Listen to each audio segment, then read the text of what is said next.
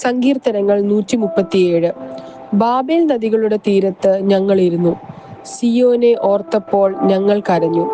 അതിന്റെ നടുവിലെ അലറിവൃക്ഷങ്ങളിൽ മേൽ ഞങ്ങൾ ഞങ്ങളുടെ കിന്നരങ്ങളെ തൂക്കിയിട്ടു.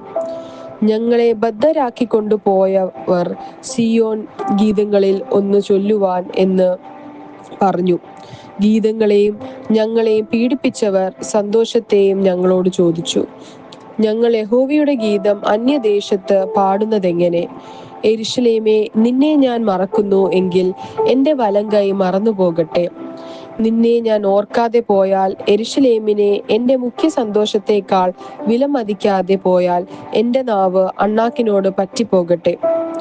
ഇടിച്ചു കളയവിൻ, അടിസ്ഥാനം വരെ അതിനെ ഇടിച്ചു കളയവിൻ എന്നിങ്ങനെ പറഞ്ഞ ഏദോക്യന്മാർക്കായി യഹോവേ, യെരൂശലേമിന്റെ നാൾ ഓർക്കേണമേ. നാശം അടുത്തിരിക്കുന്നു.